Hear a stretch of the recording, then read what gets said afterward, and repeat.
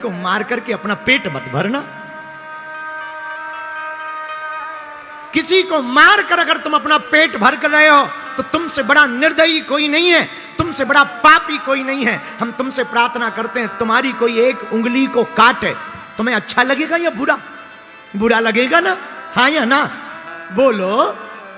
एक उंगली को नहीं तुम कटवा सकते। और विचार करना, जिन मुर्गों को, जिन बेचारे बकरों को काटा जाता, उनकी गर्दन को काटा जाता, उन पर क्या बीतती होगी। तुम अपने जीव के स्वाद के लिए, जो पेट में जाके सब समान हो जाता, पता ही नहीं लगता क्या खाया, जीव के स्वाद के लिए तुम प्राण ले लेते हो, तुम जीने का अधिकार छीन लेते हो। अरे मेरे पागलो, तुम जिस चीज को जिंदा नहीं कर सकते हो उसे तुम्हें मारने का भी तो अधिकार नहीं है। और एक दिन मां श्रृंगार कर रही थी, बाल उलझे हुए थे, मां ने गोद में बैठाया। तुमने देखा होगा माताएं अपनी बेटियों को गोद में बैठा करके बालों को सुलझाती। मां गोद में बैठा करके बालों को सुलझा रही थी। बहुत से पशुए लाए जा रहे थे, बड़े बड़े हिंसक जानवर। पशुओं को एक कमरे में बंद किया जा रहा था। सबरी ने पूछा, मां आज मेरा इतना श्रृंगार क्यों हो रहा, ये पशु क्यों आए हैं?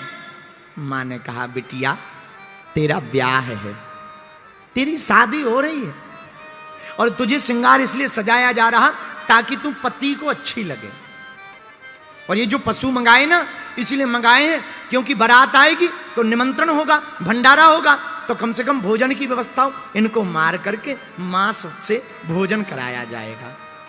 सबरी को लगा, ऐसा गृहस्थ जीवन किस काम का, ऐसा जीवन किस काम का जिसमें दूसरों को मार करके हमारा घर बसाया जाए। ऐसा जीवन किसी काम का नहीं है जिसमें दूसरों को। सबरी ने विचार किया, ये जीव मरेंगे मेरे विवाह में, बाहर में गया ऐसा गृहस्थ, मुझे नहीं विवाह करना, मुझे नहीं शादी करनी। और रात के समय बारात आनी थी, रात को ही सबरी घर से भाग गई। भागते भागते जैसे ही जाने लगी, सोचा मैं तो जा रही हूं, ये बेचारे जानवर बंधे हुए हैं, इनको थोड़ी देर में काटा जाएगा। दरवाजे खोल दिए, सब जानवर जंगल में भाग गए। भागते भागते जानवरों ने सबरी को आशीर्वाद दिया, जा जैसे मेरा बंधन खोला है तेरा परमात्मा बंधन खोलेगा। और सबरी वन में चली गई। पिता ने खूब खोजा पर पाया नहीं। रात के अंधेरे में बेचारी, पढ़ी लिखी तो थी नहीं, जाए कहां। एक पेड़ के ऊपर रहने लगी, दिन भर पेड़ में रहती ताकि पिता पकड़ ना ले। रात को उतरती, बगल में एक आश्रम था मतंग मुनि का।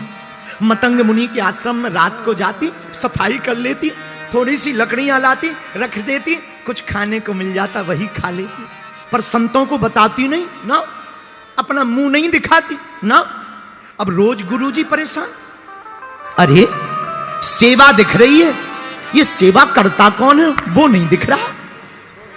एक दिन रात भर विद्यार्थियों ने जाग कर देखा, चुपके से एक लड़की आती है, सफाई करती है, लीपा पोती कर जाती है, लकड़ियां रख जाती है। सुबह रात को ही सब विद्यार्थी पकड़ के ले गए गुरुजी के पास। बेटी तुम कौन हो? महाराज मैं दूर से ही प्रणाम करती हूं। महाराज मैं सबरी हूं, भिलनी की जाति से हूं, मैं बहुत छोटी जाति से हूं। अरे बेटी तो क्या हुआ, आ इधर बैठ। महाराज आप संत महात्मा हैं, हम आएंगे, आप पवित्र हो जाओगे। अरे तू टेंशन मत ले, कहीं कोई बेटी के नजदीक बैठने से पिता अपवित्र होता है? तू मेरी बेटी है, आ। बेचारी बैठ गई। उसने अपनी आप बीती बताई। पता है मतंग मुनि ने क्या कहा?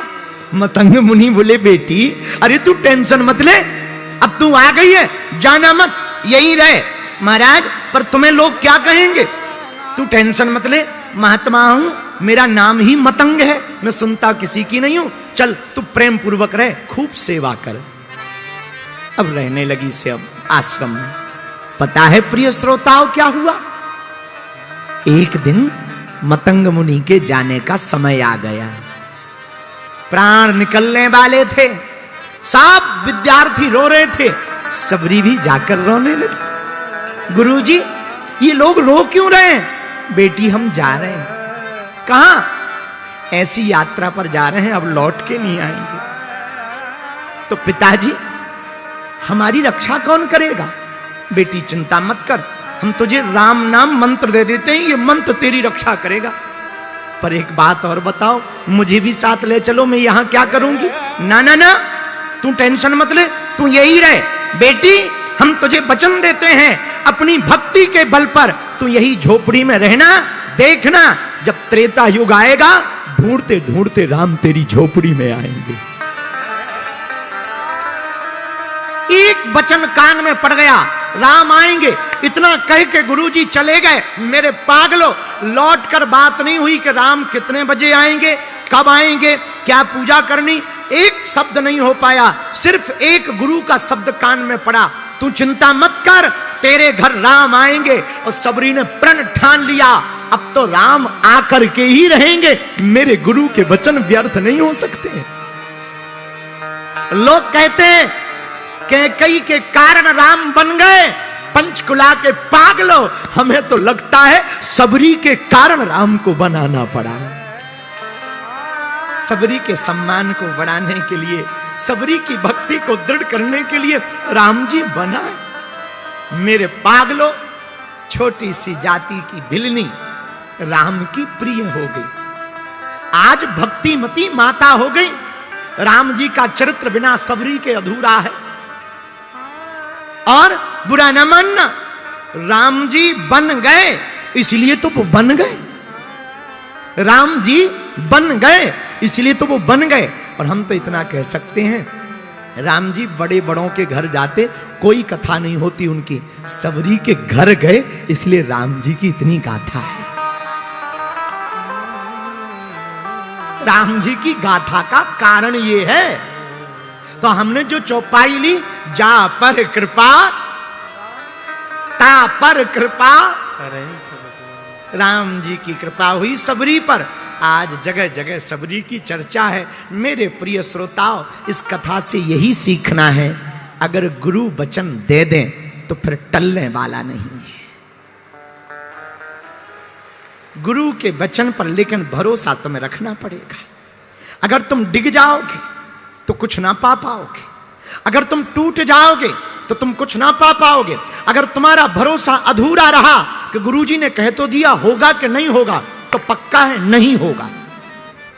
अगर ये मन में आया कि होगा कि नहीं होगा, गुरुजी ने कह तो दिया, तो गारंटी मानिए 1% नहीं होगा। और अगर मान लिया कि मेरे गुरु ने कह दिया, तो फिर होता ही होता है। कुछ भी बिगड़ जाए, संतों की वाणी पर भगवान को विचार करना पड़ता है। इसीलिए हम भगवान के चरण ना पकड़ पाए, परमात्मा को ना पकड़ पाए, तो किसी महात्मा को पकड़ लें। महात्मा गुरु रूप में पकड़ लें। और हमसे कोई पूछे कोई गुरु बताओ, तो हमें तो एक ही नजर में गुरु आते, जय जय जय हनुमान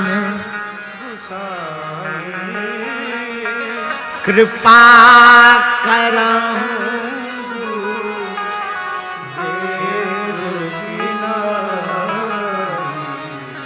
जय जय जय हनुमान गोसाई कृपा करो गुरु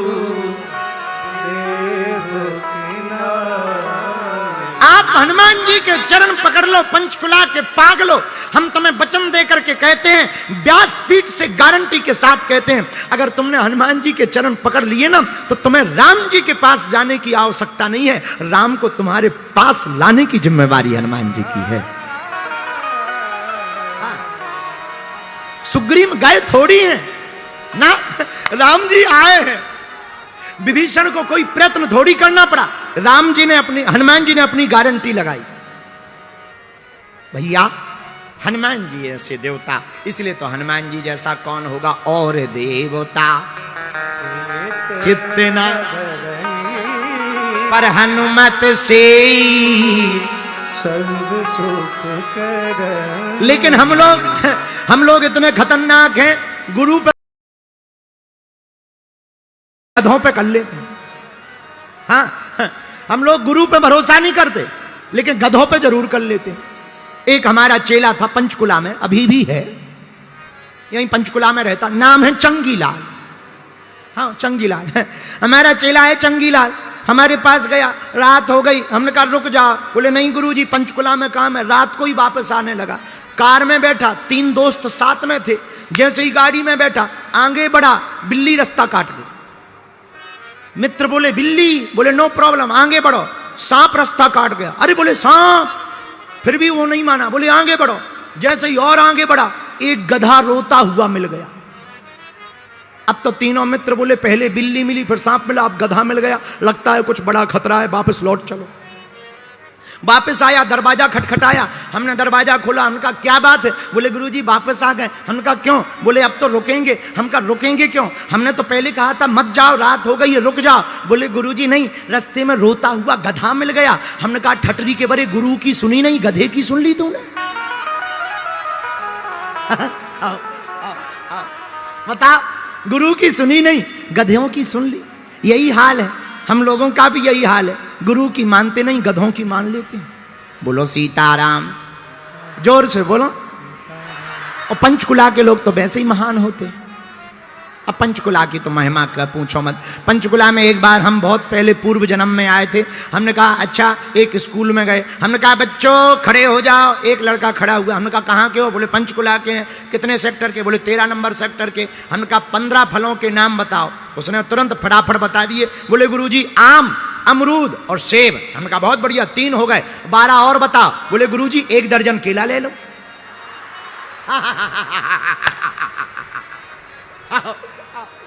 बोले 1 दर्जन केला ले लो। हमने कहा कहाँ के हो? बोले पंचकुला। हम कहा तो ठीक है फिर। हम कहा अब हम ले लेंगे, बैठो बैठो बैठो, आओ बैठो।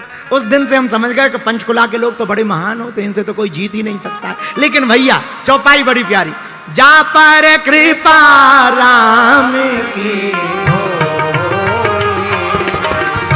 जा पर कृपा राम की हो,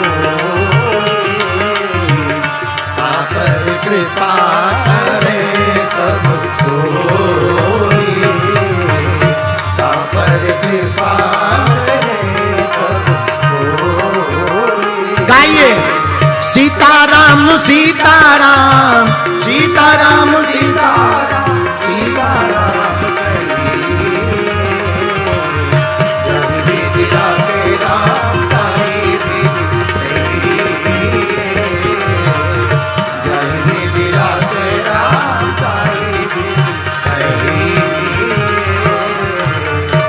जैसे राम जी रखे वैसे ही रहना चाहिए। जा पर कृपा राम की होई, ता पर कृपा करें सब। लेकिन एक बात और पंचकुला के पागलों तुम्हें माननी पड़ेगी, राम जी की कृपा तो होगी पर बिना संघर्ष के नहीं होगी। संघर्ष तो करना पड़ेगा। राम जी जब स्वयं राम बनकर आए तो उन्हें भी संघर्ष करना पड़ा। तो जब राम के जीवन में संघर्ष था तो हम लोग तो आम हैं, हम लोगों के जीवन में तो होगा ही होगा।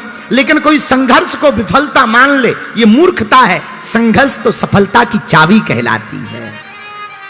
संघर्ष सफलता की कुंजी है, चाबी है। संघर्षों से डरना नहीं चाहिए, भागना नहीं चाहिए, जागना चाहिए। जिंदगी जीना आसान नहीं होता, बिना संघर्ष के कोई महान नहीं होता। जब तक पड़ती नहीं है चोट हथौड़े की पत्थर पर, तब तक पत्थर भी भगवान नहीं होता है? जब तक पड़ती नहीं है चोट हथौड़े की पत्थर पर, तब तक पत्थर भी तो भगवान नहीं होता। एक घटना घटी, हम बिल्कुल सत्य घटना बता रहे हैं, आपको सुनकर आनंद आएगा। यही पंचकुला में हमारा एक चेला रहता है चंगीलाल। बहुत सुंदर मूर्ति बनाता, मूर्ति पत्थर की बनाता। एक दिन एक विशाल पत्थर लेकर आया, हथौड़ा लिया, छेनी ली, पीटने लगा, मूर्ति बनाने लगा। एक मंदिर में मूर्ति जानी थी, पत्थर रोने लगा, क्योंकि पत्थर भी हरियाणा का था। रोने लगा, मत मारो मत मारो मत मारो। जैसे ही छेनी रखे हथौड़ा में, मत मारो मत मारो। तो मूर्तिकार ने कहा भाई रो क्यों रहे हो? हमें चोट लग रही है, हमें चोट लग, हमें मत मारो, हमें मूर्ति नहीं बनना, हमें नहीं भगवान बनना, मत मारो। मूर्तिकार ने कहा मत बनो भैया। उस पत्थर को एक तरफ रख दिया, दूसरा पत्थर लाया, वो दर्द सहता रहा, रोता रहा, आंसू पोंछता रहा और बड़ा विशाल पत्थर धीरे धीरे मूर्ति बन गया। एक गांव का आदमी आया, मंदिर के लिए मूर्ति ले जाने आया। सुंदर मूर्ति को देख करके बोला, उसका मन डोला, ये मूर्ति हमको दे दीजिए। तो मूर्तिकार ने कहा निछावर 500 रुपया दीजिए। मूर्तिकार चंगीलाल ने 500 रुपया निछावर ले ली, मूर्ति दे दी। वो जैसे ही मूर्ति ले जाने लगा तब तक उसकी नजर उस पत्थर पर पड़ी जो बेकार डला हुआ था। बोले बुरा ना माने, 10 रुपया एक्स्ट्रा ले लो, ये पत्थर कोई काम का है? बोले कोई काम का नहीं है, भयंकर दर्द वाला है, बहुत कमजोर है, भयंकर आलसी है, क्योंकि पंचकुला का है। तो बोले करें क्या? बोले इसको ले जाओ। क्या 10 रुपया में दे सकते हो? बोले ले जाओ। तो तुरंत उस गांव के आदमी ने वो पत्थर भी ले लिया, मूर्ति तो मंदिर में रख दी, वो पत्थर मंदिर के बाहर रख दिया, ऊपर बोर्ड टांग दिया, नारियल यहां फोड़े।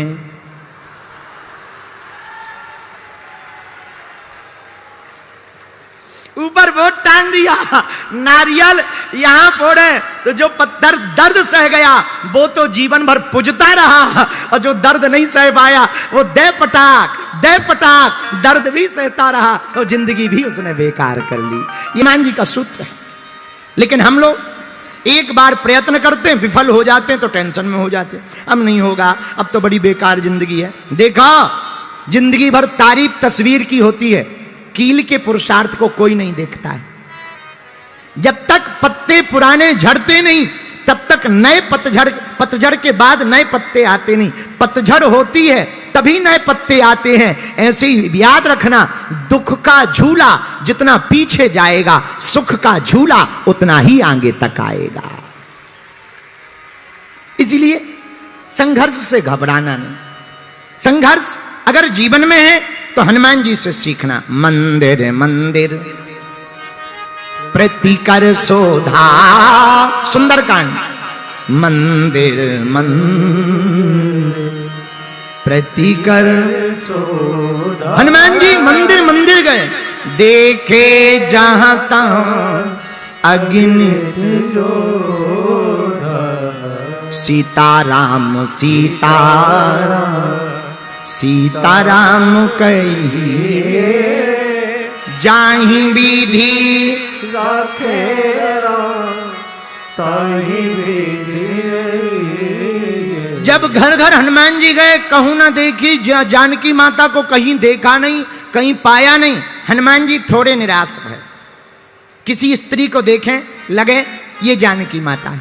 रावण के भवन में गए शयन किए, देखा कपिदेही। रावण को देखा, मृदंग डली हुई है, तरह तरह की स्त्रियां विण वस्त्र के डली हुई हैं, कुछ पान खाए हुए पान टबक रहा है। रावण भी विचित्र दशा में पड़ा हुआ है। लगता है रात भर रावण मदपान में मस्त रहा और स्त्रियों के साथ भोग विलासता के साथ साथ गीत संगीत में मस्त रहा। ऐसी स्थिति में भी हनुमान जी को देखा। तब तक एक सुंदर स्त्री के ऊपर नजर पड़ी हनुमान जी की। आहा, हनुमान जी को लगा यही है माता जानकी। लेकिन हाव भाव देखा, मुख रावण की तरफ देखा तो हनुमान जी तुरंत सावधान हो गए, ये नहीं हो सकती, हमारी माँ ऐसी नहीं है। हमारी माँ कितनी भी विपरीत परिस्थिति में रहे पर रावण की तरफ मुख नहीं कर सकती। हमारी माँ तो प्रभु श्री राम की तरफ ही मुख रख सकती हैं। पर इतनी सुंदरी कौन है? इतनी सुंदरी तो एक ही है। लगता है ये मंदोदरी है। अच्छा, अरे आज तो बड़ा बुरा हुआ, पाप हो गया, हमने निर्वस्त्र स्त्रियों को देख लिया। हनुमान जी सोच रहे हैं, हमने निर्वस्त्र स्त्रियों को देख लिया, लगता है हमने बड़ा पाप कर दिया।